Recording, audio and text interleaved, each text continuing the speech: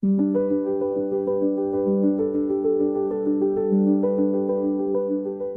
type a query into a search engine, Google, let's say. You hit enter, Yep. and in milliseconds, a list of results appears. It's almost instantaneous, She right? really is amazing when you think about it. But have you ever stopped to wonder, how does that list get there? How does Google know which pages are genuinely helpful, which are trustworthy, or even which ones might be, dangerous? Hmm.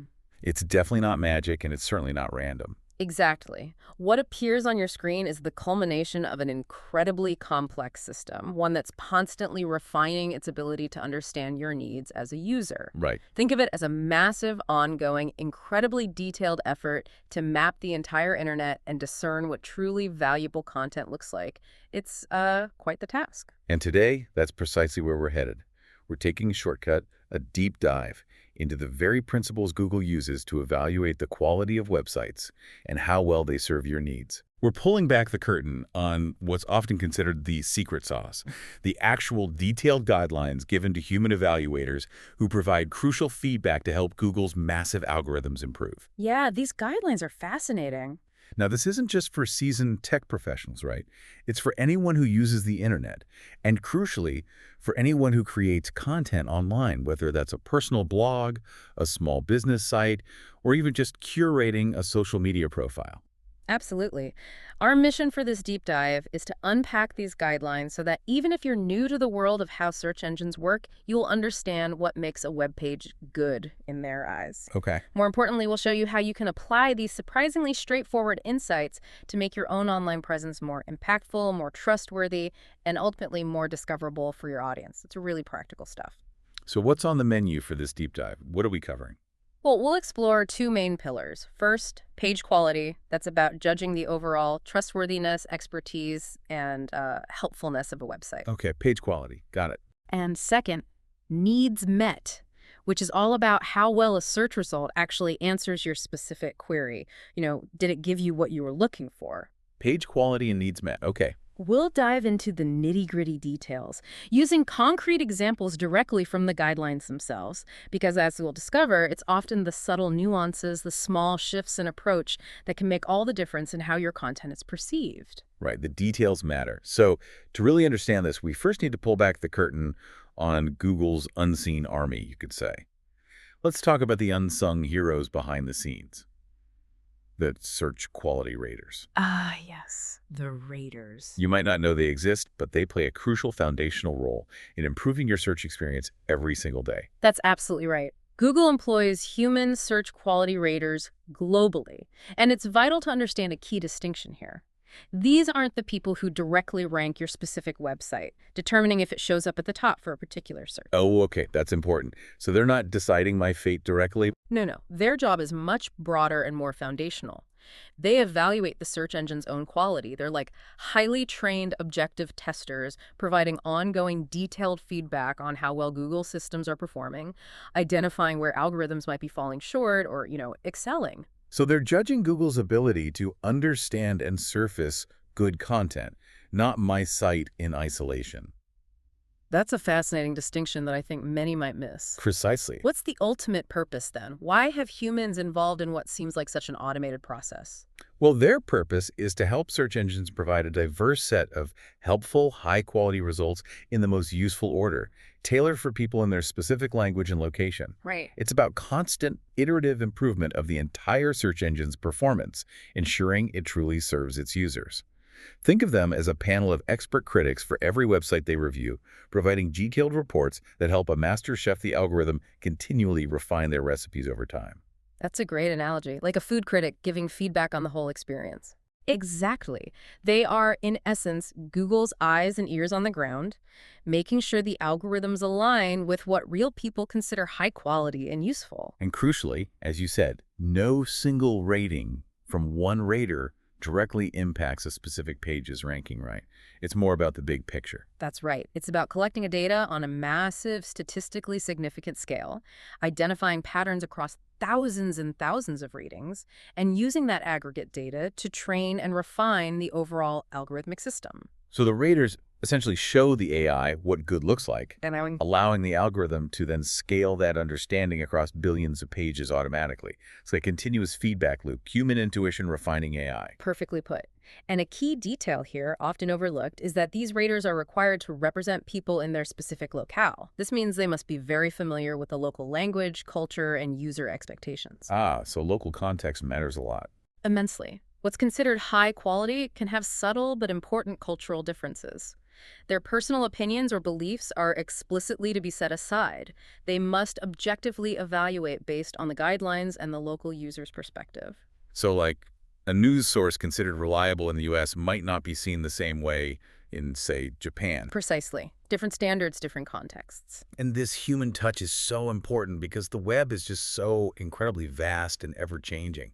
Algorithms are brilliant, but they can't always grasp all the nuances, can they? No, definitely not. All the nuances of human intent, or fully judge trustworthiness, or even identify potential for harm, especially as new types of content, new slang, or even new scams emerge constantly. It's a bit like trying to teach a robot to understand sarcasm or irony. It's tough. That's the why.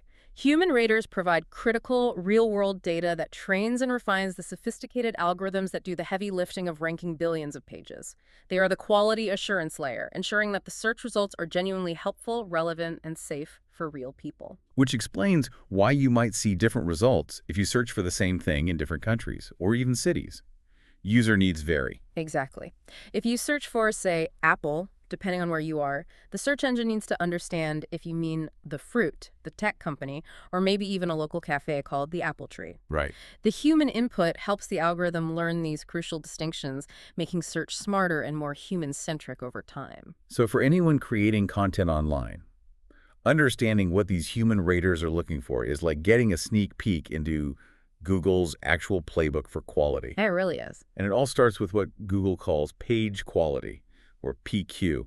There's the first pillar you mentioned. That's right. The first pillar we're diving into is page quality. This is about judging the overall trustworthiness, expertise, and helpfulness of an entire website or a specific page. And the very first, most fundamental step in this evaluation is understanding the web page's purpose. Purpose. That sounds so basic. Yet I bet many people creating content, especially those just starting out, don't explicitly think about it that way. They just want to get their message out there. It's absolutely core. Every web page exists for a reason, or often multiple reasons. The guidelines differentiate very clearly between beneficial and harmful purposes. Okay, so what's beneficial? Beneficial examples are pretty straightforward.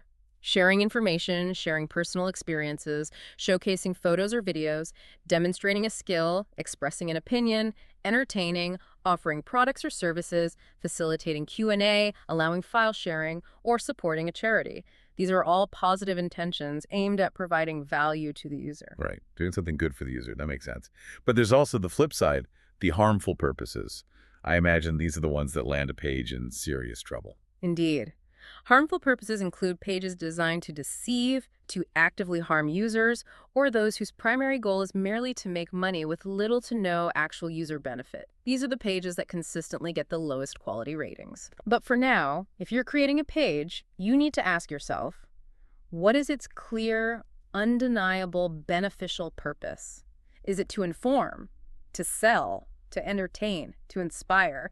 Being explicit and unwavering about this purpose will help search engines understand and value your content. And the purpose can dramatically change the standard of quality that Google applies. Yeah. You mentioned an example in the outline about cars versus heart attacks. Yeah, the guidelines give a great example. A page to review a type of car might be something you'd casually consult friends about. You know, opinions are fine, Sure. but a page about symptoms of a heart attack, that's a whole different ballgame. You wouldn't just trust a random opinion there. You'd seek out experts. Right, absolutely. The stakes are way higher. And that leads us directly to a critically important standard Google applies: your money or your life, or YMYL for short. YMYL.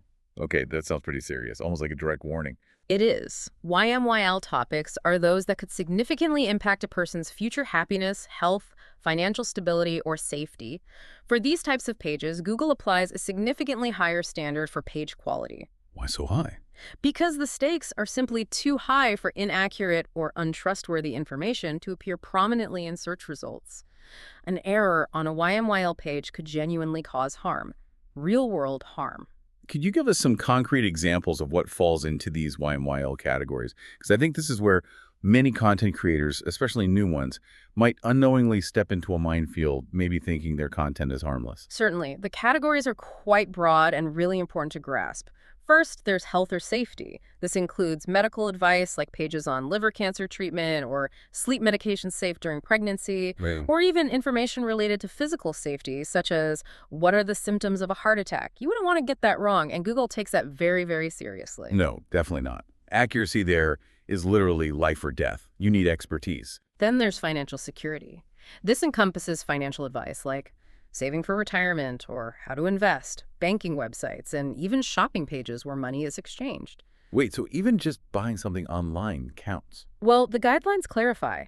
Buying pencils online isn't inherently YMYL, but the actual financial transaction process on an e-commerce site is because it involves your money and potentially sensitive information like credit card numbers. Ah, okay. The transaction itself. Yes.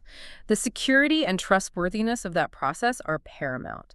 And the non-obvious takeaway here for content creators is that for YMIL topics, simply being accurate isn't enough. You must also demonstrate formal credentials or clearly cite highly authoritative sources. So if I'm a blogger sharing my experience with, say, managing diabetes. It might be safer to share your experience while always directing users to certified medical professionals for actual advice, rather than positioning yourself as the sole medical authority. Distinction is key. Got it. Share experience, defer to experts for advice. What else is YMYL? And finally, societal issues. This includes information about voting, such as how to vote or who is eligible to vote, civic duties, and public institutions. Think about information that impacts how people participate in society. Oh. The core reason for these high standards across all YMYL categories is that inaccuracies can cause direct, significant harm to individuals, communities, or even society at large. Google wants to ensure that for these crucial topics, users get the most accurate, trustworthy information possible from the most reliable sources available. So for content creators, the message is loud and clear. If your website touches on any of these YMYL topics, you must be incredibly diligent about accuracy, expertise, and transparency. You can't just be good enough. You need to be exceptionally reliable. Precisely. The implication is that if you can't meet this incredibly high bar, it might be better to avoid YMYL topics altogether or strictly stick to anecdotal experience while referring to experts. Don't wing it. Okay, so let's deconstruct a web page itself, because you mentioned raters look at different parts. That's right. Raters look at three distinct parts when they evaluate: main content, supplementary content, and advertisements. The main content, or MC, I imagine that's the absolute core of the page. Yeah. The star of the show, so to speak. It truly is. The main content is the primary part of the page that directly helps it achieve its purpose. This includes the obvious things like text, images, and videos, Sure. but it also includes functional elements such as calculators on a financial advice site, the shopping cart on an e-commerce page, or interactive maps. It's exactly what you came to the page for. What about things hidden behind tabs, like product reviews or shipping info? Good question. Even content that's initially hidden behind tabs like product reviews, specifications, or shipping information on a store page is considered main content because it serves the page's primary purpose of informing the user or facilitating a transaction. And the title of the page is considered part of the MC, too. Yeah. That's interesting, as it's often the first thing you see in search results, even before you click. Yes, the title at the top of the page is crucial. It should be descriptive and accurately summarize the content. This helps users make informed decisions before they even click. Right. It's part of the MC because it directly conveys the purpose of the page. And get this, raters are actually instructed to interact with the MC, play the game, add a product to the cart, use the calculator to see if it's truly satisfying and functional. Oh, wow. So it's not just a passive read, it's an active evaluation. Exactly. That's a good point for content creators. Make your titles clear and representative and ensure your core content actually delivers on its promise. Yeah. It's about earning that click and then delivering value. What about the supporting cast? The supplementary content? That would be the supplementary content, or SC. This is content that supports the main content and helps the user experience, but it isn't the primary purpose of the page. Think of navigation links, related articles, search boxes, login forms, or even comment sections. How does SC affect quality? Well, good supplementary content enhances usability and makes it easier for the user to find what they need or explore further. Bad supplementary content distracts or detracts from the experience, perhaps by being overly cluttered, irrelevant, or pushing unrelated products aggressively. And then there's the business side, ads. Mhm. How do advertisements impact the perception of quality? Because let's be honest, most websites have them to survive. That's true. Advertisements or ads are content not created by the website owner, paid for by others. They might be labeled ads, sponsored links, or sponsored results. Their presence isn't inherently negative. Websites often need to monetize to operate and provide free content. But their placement and deceptive nature can significantly impact a page's quality rating. Overly prominent, intrusive, or disguised ads can lower a page's quality, even if the main content is good. Think about those awful pop-ups that cover the entire screen or ads designed to look exactly like next page buttons. Ugh, yes. So if an ad looks like a navigation link or a download button actually installs malware, that's a huge red flag. It feels like the rater is judging the intent of the page, even down to its monetization strategy. Precisely. If the monetization tactic interferes with the user's ability to access the content or is actively deceptive, it's a negative signal. Raters are even instructed to disable ad blockers to see how ordinary users experience the page with ads, ensuring their evaluation reflects the real user experience. Wow, okay. So honesty in advertising matters. It's about honesty and not tricking the user into clicking something they didn't intend to. That brings us to another crucial question about building trust. Who's behind the curtain? Meaning, who owns the website and who created the content? I assume transparency is key here. Transparency is absolutely fundamental here. For any page, it should be clear who is responsible for the website and who created the content. This means looking for prominent About Us and Contact Us pages, clear author bios, or clear company branding. Why is that so important? This information builds crucial trust with the user. For YMYL topics, this transparency isn't just helpful, it's absolutely critical. Without it, the page quality can plummet to the lowest levels. Lack of ownership info on a YMYL site is a massive red flag. So if I'm a health website and I don't tell you who I am or who wrote the medical advice, that's a serious problem. A very serious problem. But what if it's just a personal blog or a forum post? Is anonymity always a no-go? Not at all. There are times when anonymity is perfectly acceptable and even expected. For personal websites, omitting a home address or phone number is fine for privacy reasons. For user-generated content, like forums, comment sections, or social media, using aliases or usernames is completely acceptable. That's the nature of those platforms. Okay. The issue arises when high-trust YMYL pages lack clear contact or creator information. For example, the guidelines state that a medical site with literally no information about who is responsible for the content would be rated lowest quality. The lack of transparency in those crucial contexts is a massive red flag that undermines trust. Context is everything. I see. So the context and the topic really matter. And how much effort do raters put into finding this information? Are they like digital detectives actively digging around? They absolutely are. Raters are actively encouraged to explore websites, clicking links and headers and footers, checking sidebars, and even modifying URLs in the address bar, like trying to navigate to About or Contact to find information like About Us sections or contact details. That's fascinating. It really highlights a critical insight for content creators. Yeah. Don't make them work too hard to figure out who you are. Make your contact and about information easy to find, clear, and professional. It's a direct signal of trustworthiness and legitimacy. Don't hide it. All right, so clear purpose, good content, transparency about who you are. Mhm. Check. What about what other people say about you? My mom always said your reputation precedes you, and it sounds like that applies to websites too. Your mom was very wise. That's where reputation comes in, and it's a major factor in page quality.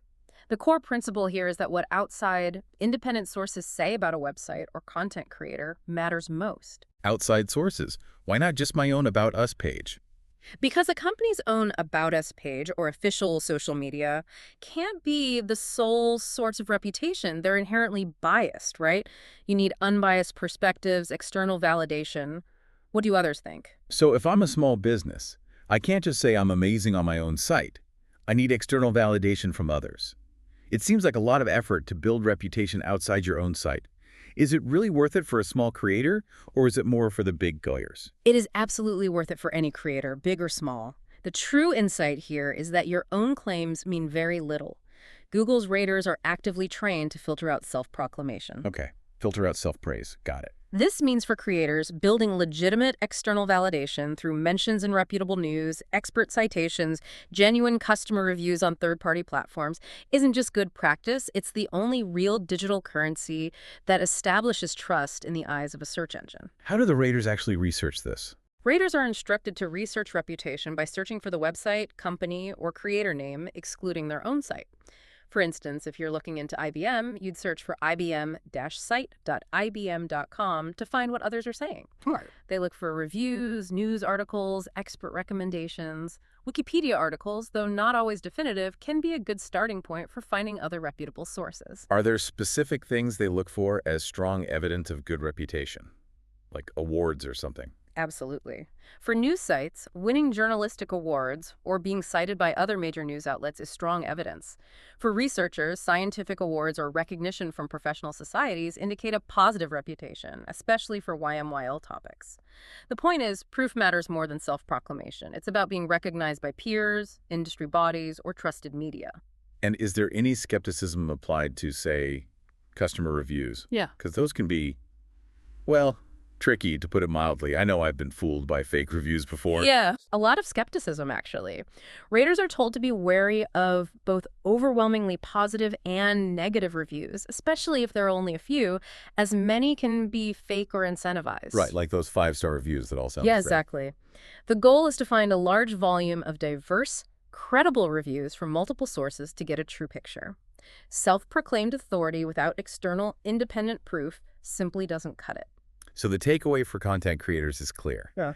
Actively build a brand and a reputation that extends beyond your own website. Get others to talk about you positively and credibly. Engage with your community and encourage genuine feedback on third-party platforms. You got it. This all seems to funnel into one big concept that I've heard thrown around in the digital world, EEAT. Yeah. You break that down for us. It sounds like the gold standard for this page quality stuff. It absolutely is. EEAT stands for experience, expertise, authoritativeness, and trustworthiness. These are the paramount elements for page quality, especially vital for YMYL topics. And they aren't a rigid checklist. They work together synergistically to create a holistic picture of quality and credibility. It's not like you check off boxes.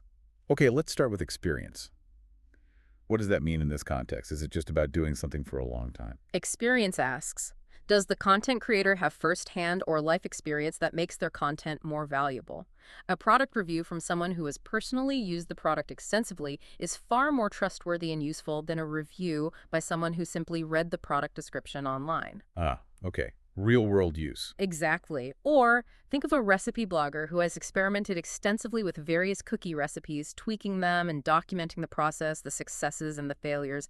Their deep, practical, hands-on knowledge demonstrates experience. This type of experience is invaluable because it adds a layer of practical insight that theoretical knowledge often lacks, often making the content more satisfying and relatable for the user. So it's not always about a formal degree, but about real-world interaction and practical application with the topic. Got it. Next, expertise. Expertise considers whether the content creator has the necessary knowledge or skill for the topic. This can be formal, like a medical doctor writing about health conditions, or a certified financial planner giving investment advice.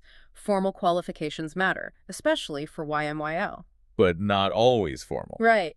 It can also be informal, yet deeply valuable. Think of a seasoned plumber giving how-to advice on fixing a leaky pipe, or a highly experienced knitter sharing advanced techniques they've perfected over decades. The expertise can often be evident directly in the content itself, for example, watching a professional hairstylist's video where you can clearly see their skill in action, or a complex coding tutorial that actually works perfectly when you try it. It's about demonstrating command of the subject matter. Makes sense. And authoritativeness. That Yeah. sounds like being the definitive source, the go-to place. Authoritativeness asks if the content creator or website is recognized as the authority or a primary authority on the topic. Think of official government sites like NASA for space info or the U.S. Naval Observatory for astronomical data. They are inherently authoritative for their respective domains because they are the official primary source. Like the IRS website for tax information. Exactly. Or if the National Park Service website provides information about Yosemite, that's authoritative for park details. It's about being the go-to, recognized, and often cited source for a subject where others refer to you as the definitive voice. It often correlates with reputation. And finally, trustworthiness, which you mentioned is the most critical component, the bedrock of it all. Yes. Trustworthiness is the overarching element. Is the page accurate, honest, safe, and reliable? This is paramount, especially for YMYL topics where factual accuracy is required to prevent harm. So even if someone has experience and expertise, Right. If a medical site provides demonstrably false information, it is fundamentally untrustworthy, regardless of how much experience or expertise the author claims. Trust is the foundation upon which the other EEA elements build. A site can be experienced, expert, and authoritative, but if it's not trustworthy, it fails. This involves things like data privacy, secure transactions on e-commerce sites, and accurate, unbiased information. so if your content is truly high quality, it will implicitly or explicitly demonstrate a high level of EEAT. For content creators, this means actively showcasing your genuine experience, establishing your expertise, formal or informal, building your authority through external recognition and consistent quality, and above all, being trustworthy in your information and practices. Nailed it. You really need to think about why someone should believe what you say.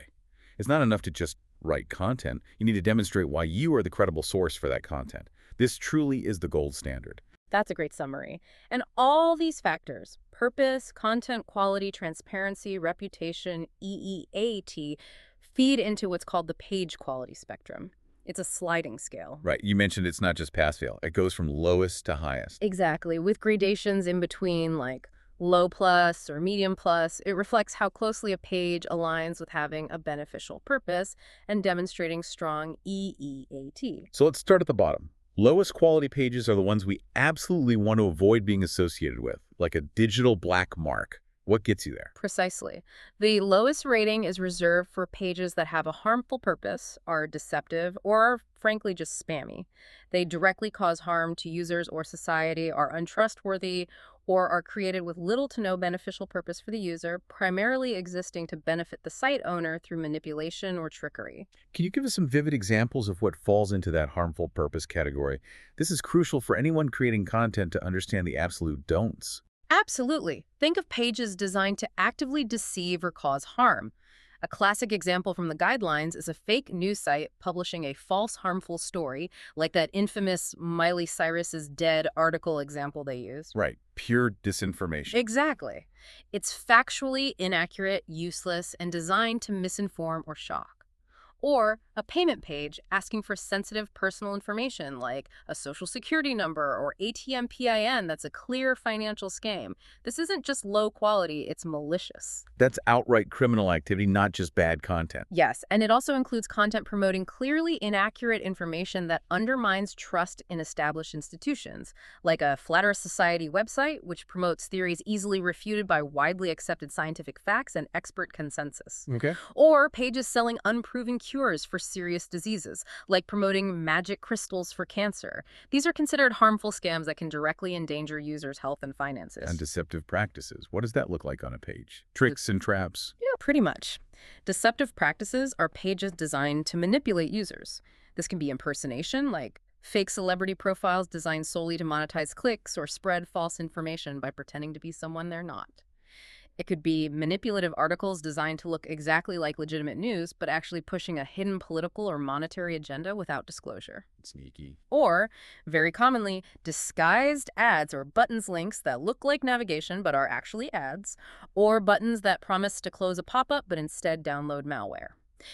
If the page is actively trying to trick you into doing something harmful or unwanted, it's lowest quality. That's a clear line not to cross. And then there's spammy content. This is where a lot of low-effort content might inadvertently fall, right? Not necessarily evil, but just bad. Spammy content is created with little to no effort, originality, or added value. The purpose is solely to manipulate search rankings, not to help users. A prime example is copied or scraped content. Yeah, so just ripping off someone else's work. Basically, this is content, whether text, images, or video, directly copied or minimally altered from other non-affiliated websites without adding any substantial new value, insight, or unique perspective. So if I just take an article from another site, maybe change a few words and put it on my blog, that's spam, even if I give them credit. Exactly. Even if you attribute it, if you haven't added substantial value, new analysis, original commentary, unique data, a different perspective, it's considered low effort and potentially spammy. Raters are trained to detect this. Ow. They might copy a sentence into a search engine with or without quotes to find identical phrases elsewhere, or use tools like the Wayback Machine to find original publication dates, making it incredibly difficult for low-effort copied content to slip through. Wow, they really check. Oh, yeah. This tells us search engines are investing heavily in detecting originality. The low rating applies even if only parts of the page are copied, or if multiple pages are stitched together from different sources. If there's no significant unique added value, context, or discussion, it's considered copied. Okay, so no copy pasting. What about templated content? I've seen some sites that seem to just auto-generate pages, like for thousands of error codes or product variations. That can fall under templated content abuse. These are pages created automatically from templates with little manual editing or quality control. They often miss key information or contain repetitive, nonsensical text. An example from the guidelines is a car error code page that's missing the actual reason or solution for the code, making it useless. Pointless. Or a website about, say, rabbit enthusiasm that suddenly has hundreds of templated articles about human health conditions that are completely off topic and clearly auto-generated. It shows a systemic lack of effort and a complete disregard for user needs. And irrelevant keywords. That sounds like an old school SEO trick that's probably long dead, right? Stuffing keywords everywhere. It is, and it's a clear sign of spam that gets a lowest rating. This is stuffing a page with keywords that aren't relevant to the actual content, purely to try and trick search engines. For instance, a legitimate-looking page about the U.S. Green Building Council that's spammed with hidden text or footer links saying, "Buy Xanax" over and over again. Okay, definitely avoid all that. Avoid these practices at all costs. They are not just bad for users, they will actively harm your site's visibility because search engines are becoming incredibly sophisticated at detecting them. The strategic implication for creators here is that keyword stuffing and content scraping aren't just ineffective, they are actively harmful to your online presence. You're shooting yourself in the foot. So lowest is for malicious, utterly useless, or deceptive content. What about low-quality pages? They're not quite the worst, but still bad. Exactly. Low-quality pages are less egregious than lowest, but they are still unsatisfying or problematic for the user. They might have much of their main content copied or paraphrased with low effort, or simply be unsatisfying for their stated purpose due to a lack of comprehensiveness, detail, or accuracy. What else makes a page slow? Poor writing, significant grammatical errors, inadequate site information like missing contact details, even if not YMYL, or overly intrusive or distracting ads can also contribute to a low rating. So it's not necessarily malicious, but it just feels neglected. Like an article on using ginger for your health that the guidelines mention has garbled or meaningless content and no evidence of medical expertise. That sounds pretty useless. Right. Or another example they give, an article about getting rid of toxins after the holiday season with unprofessional writing, factual inaccuracies, and a general lack of credibility. You've probably stumbled across pages like that and immediately hit the back button. Oh, definitely. They just don't feel trustworthy or helpful. Exactly. It indicates a lack of effort or care that ultimately harms the user experience and leaves them feeling frustrated or misinformed. And here's a nuance. A page that didn't load due to a temporary technical error might be low if it's an isolated incident. Okay. But if the entire site is riddled with broken pages, that indicates a systemic lack of effort or maintenance by the owner, which could push it down to lowest. So systemic neglect is worse. Right. The takeaway here for content creators is that low quality isn't necessarily malicious, but it indicates a lack of effort or care that ultimately harms the user experience and, by extension, your search visibility. It's not about being actively penalized sometimes, but about being ignored because you're just not delivering value. And then we get to medium quality, which sounds like the baseline, the just okay category. Not great, not terrible. It's pretty much that. Medium quality pages achieve their purpose, but they're generally described as nothing wrong, nothing special. They have adequate main content, but no standout features, originality, or high effort. Can you give an example? Sure, a simple recipe page that works, provides ingredients and steps, but isn't particularly original or inspiring, maybe lacking good photos or unique tips. Or a new forum post with a question but no responses yet. It serves a purpose but hasn't fulfilled it yet. What about error pages? Like a 404? Even an error page with a custom 404 message that simply explains page not found and links to the home page without any cleverness or extra helpfulness like a search bar or suggested links would typically be medium. It functions, but it's unremarkable. This is the baseline, functional, but it won't make you stand out from the crowd or earn you significant trust or loyalty. So we've walked through the not so good and just okay. But for those of us aiming higher, what does good actually look like in Google's eyes? Let's talk about what we should all be striving for. High quality. Right. High-quality pages serve a beneficial purpose and achieve that purpose well. They demonstrate significant effort, originality, talent, or skill in their main content. They also tend to have a positive reputation and a high level of EET.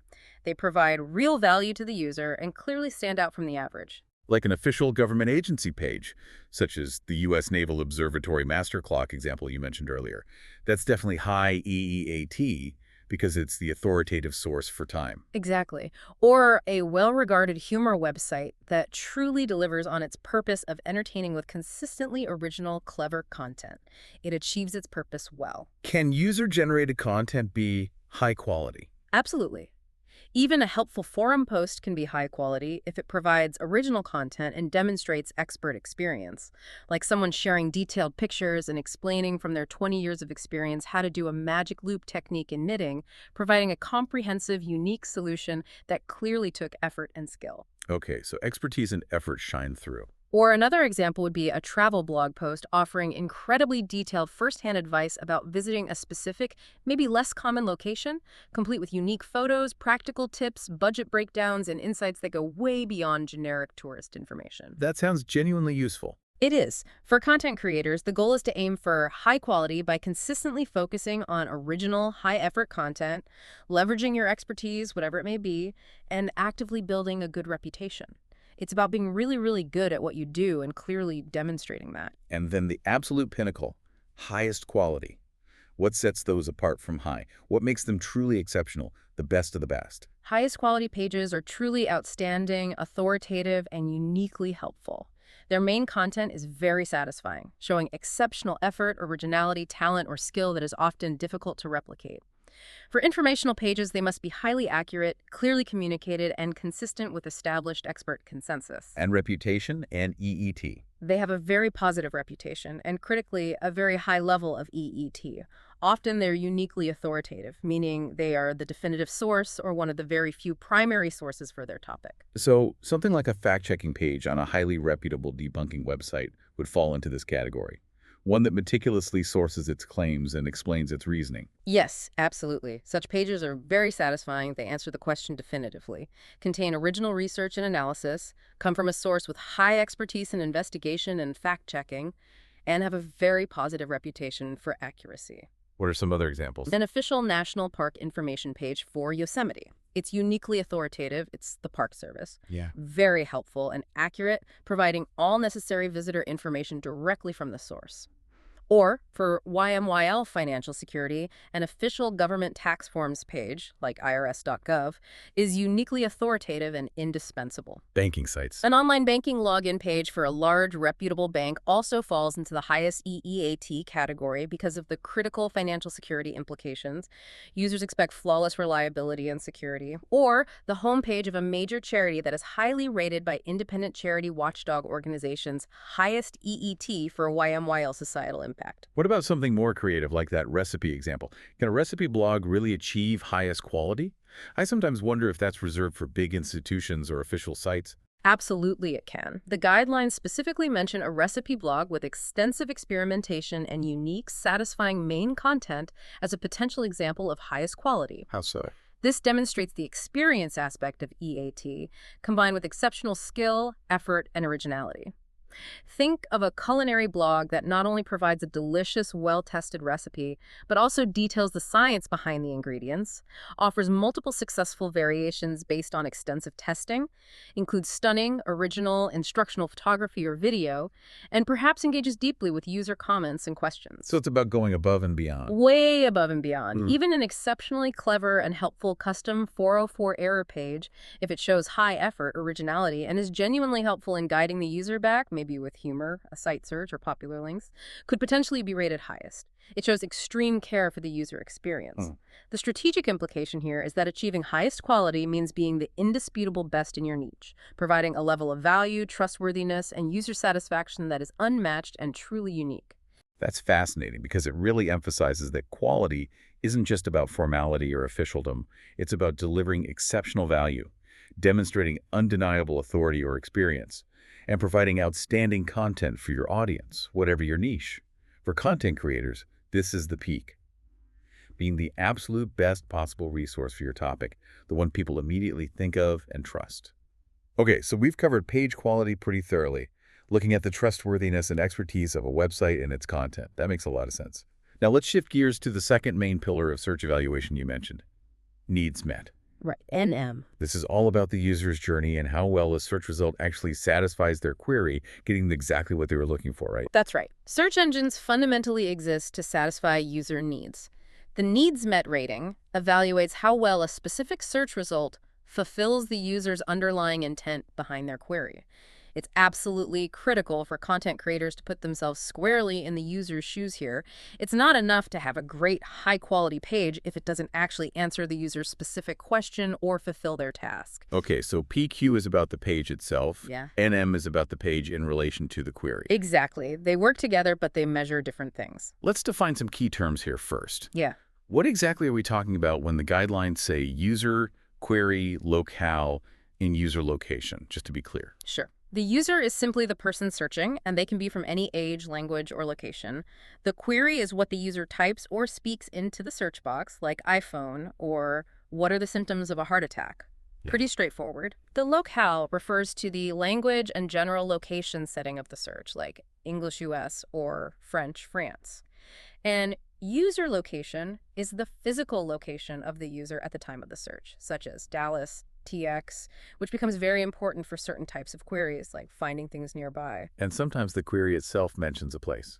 Yes, sometimes the query might contain an explicit location, like New York hotels.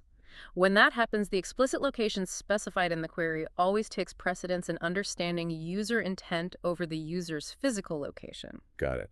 And I imagine queries aren't all the same, right? People search for different reasons. There must be different types of queries based on what the user is trying to achieve. Exactly. Understanding the intent behind the query is crucial for judging needs met. The guidelines break them down into several helpful categories. First, no queries. Like wanting to know something. Yep. The user wants to find information or explore a topic, like Barack Obama or how does photosynthesis work? Broad information seeking. A subset of these are no simple queries, where the user is looking for a very specific, simple fact that usually has a single correct answer that can often be displayed concisely right at the top. Think Barack Obama height or calories in a banana. Quick facts. Exactly. For these, quick, accurate answers are paramount. So a no simple query is like a quick fact check. What about when someone wants to do something like buy a phone or find ideas or download something? That's a do query. The intent here is to accomplish a task. Examples include buy iPhone, small bathroom organization ideas, download Spotify, or even how to tie a tie. This can imply browsing products, buying something, looking for a how-to guide or tutorial, or interacting with an app or service. Makes sense. Then what about just finding a specific website? Those are website queries. The user is trying to locate a specific website or web page they already have in mind, like Reddit login or TikTok or CNN Health. This could be an exact URL, a brand name, or even an imperfect guess, but the intent to navigate to a specific site is clear. So for content creators, if someone is looking for your brand name, you want your official site to be the top result and satisfy that website query intent perfectly. Absolutely. That should ideally be a fully meets result.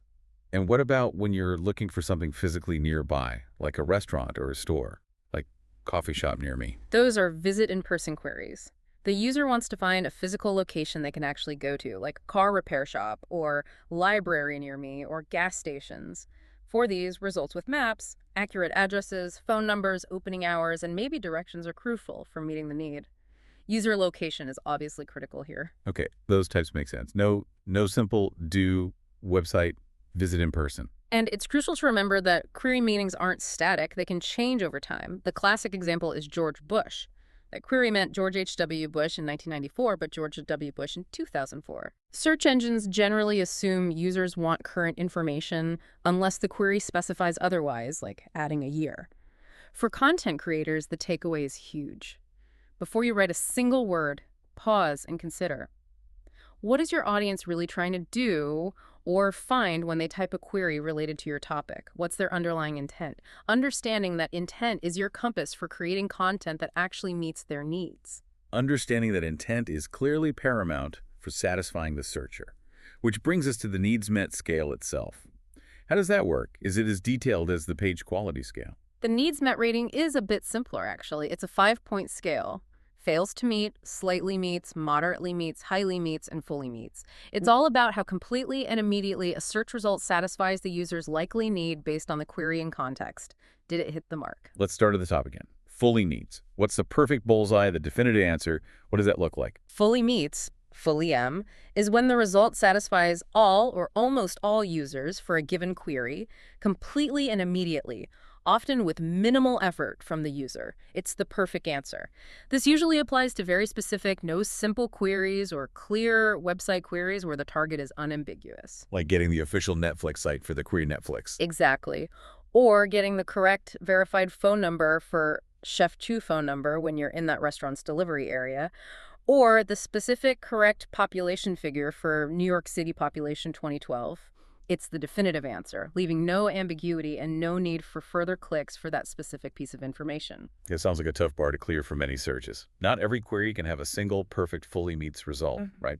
Most queries are broader or have multiple valid interpretations. Exactly. Fully meets is often reserved for those very precise queries. That's why the next level down is very common for good results. Highly meets. These results are very helpful for many or sometimes even all users for a given query. They provide high-quality content, linking back to PQ, that is comprehensive, insightful, accurate, especially crucial for YMYL topics, and often fresh for timely topics. So it's really good, but maybe not the only possible answer. Right. Diverse results pages that offer different formats like articles, videos, images, or tools are often encouraged for HM ratings, especially for broader queries. They give the user a rich, comprehensive answer. So an LL Bean category page for kids' backpacks, showing lots of options with detailed info, filtering tools, and customer reviews would be highly needs. It offers a lot of useful information to help someone browse and make a purchase decision. Yes, that's a great example of HM for a do query.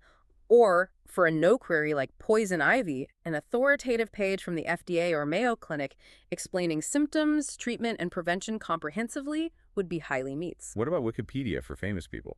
A Wikipedia article for a broad, famous person query, like Michael Jordan, can often be highly meets because it offers expensive, well-organized information covering many facets of his life and career, allowing users to delve deeply into the topic. It's like hitting the inner ring of the target, extremely valuable and satisfying, but not necessarily the only thing a user might want to explore about MJ. Okay, that makes sense. What about the moderately meets result? That implies it's okay, useful, but maybe not amazing or fully satisfying. That's a good way to put it. Moderately meets results are generally useful for some or maybe many users, but they may not be comprehensive enough, they might not be the ideal format, or they might require more clicks or effort from the user to find the exact information they need. It's helpful, but flawed. Can you give an example? Sure. A general image search result page for emperor penguins might be helpful for getting a quick visual reference, Yeah. but not very satisfying if the user actually wanted detailed information about their habitat or behavior, where a specific article might be HM. Or, for the query, where is Virginia in the US? A map showing only the states bordering Virginia is somewhat helpful, but lacks the broader visual context of a national map showing Virginia's location within the entire US, which would likely be more satisfying, potentially HM. It's getting close, but not quite there, perhaps missing a crucial element or perspective. And slightly meets. That sounds like it barely registers. Almost a miss. Like technically related, but not really helpful. Pretty much. Slightly meets SM results are much less helpful. They might be technically related to the query, but not what most users are looking for. This could be due to being significantly outdated or stale news, like a 2006 article about a celebrity feud for Britney Spears today, when most users want current information about her. Right. Stale info isn't useful for current events. Or It could be a result that matches a minor or very unlikely interpretation of an ambiguous query. For instance, a page about a movie called Hot Dog for the query hot dog when almost everyone searching that is looking for information about the food itself. That's a poor interpretation. Exactly. Another case from the guidelines, a news article about falling leaves being an allergy trigger, showing up for the broad YMYL query allergy symptoms. It's way too specific and niche, and it's not a comprehensive medical resource, which is what that query likely needs. It's just a glancing blow, not a direct hit, and often leaves the user feeling like they need to search again. And then back to the absolute bottom of the scale, fails to meet. This is where the page is essentially useless or even harmful for the query. Complete miss. Fails to meet, fails RS, means the result completely fails to meet the needs of almost all users for that specific query. It's off-topic, factually incorrect, contains severely outdated information that's misleading, or maybe it's a page that doesn't load properly due to a systemic issue with the site, like if the whole site is down. So if you search for "Can penguins climb?" and get a result about climbing the Penguins, which is a rock formation in Arches National Park, That's completely off-topic and a clear fails as M, a total mismatch in intent. An incorrect phone number for Air Canada would also be fails to meet, because factual inaccuracy on something like contact info makes the result useless and frustrating. or that fake "Miley Cyrus is dead" news article again, that fails on multiple levels. Yes, exactly. It fails to meet because it's factually inaccurate and therefore utterly useless, even harmful disinformation. Gibberish text on a page returned for a query like how to quit smoking also clearly falls here. It provides zero value. What about technical issues? An error block showing piano octaves for a query about guitar octaves wrong topic, and importantly, any page that triggers a malware warning or is identified as a phishing site automatically gets a fails as M rating as it directly harms the user. Makes sense. Safety first. The clear takeaway here is, if your content is irrelevant to the query, factually incorrect for the query's needs, or broken, it's essentially useless to the user in that context, and search engines will treat it as such. It's a dead end for the user's search journey. One more point about needs met.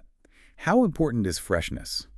Because sometimes I want historical information, but often, especially with news or events, I want the very latest. The urgency of freshness is critical for certain types of queries. Some topics demand extremely current, fresh information. Think of breaking news queries like tornado or tsunami or election results. Right, old news is no good there. Or traffic conditions, they're useless if they're even an hour old, let alone a day old.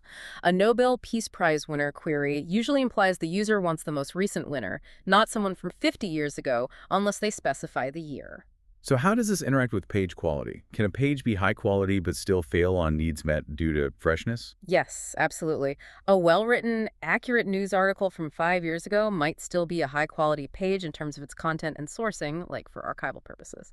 However, if the current query demands up-to-the-minute information on that topic, example latest developments in X, that high-quality but stale page might only slightly meet or even fail to meet the needs of that specific time-sensitive query. Interesting distinction. For content creators, this means you need to understand if your content covers time-sensitive topics. If it does, you must continually update it to remain relevant for queries seeking freshness.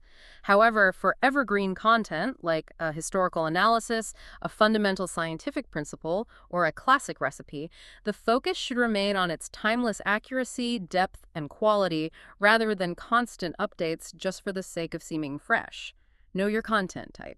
And finally, how do user location and language impact all of this needs met evaluation?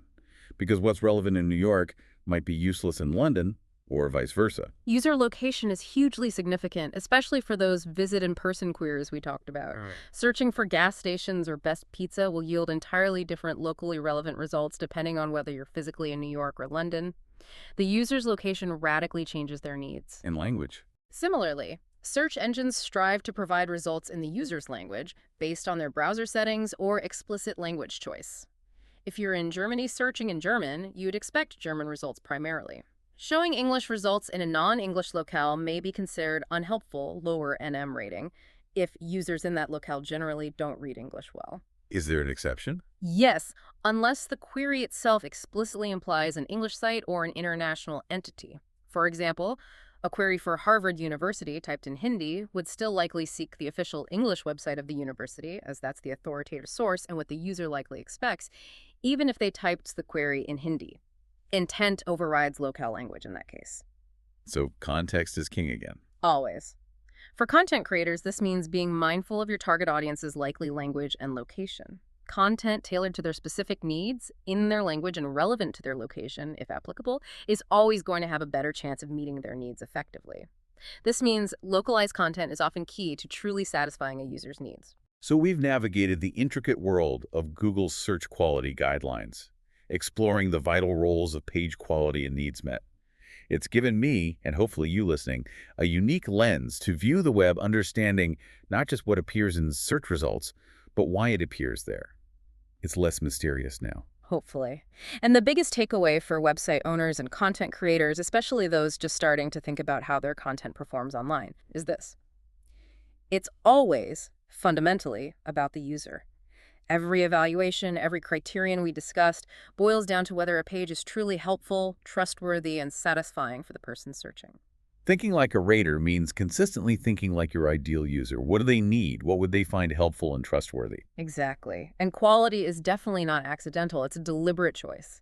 High-quality content isn't a happy accident that just happens. It requires genuine effort, originality, talent, skill, and a deep understanding of your topic. And those shortcuts don't work. No.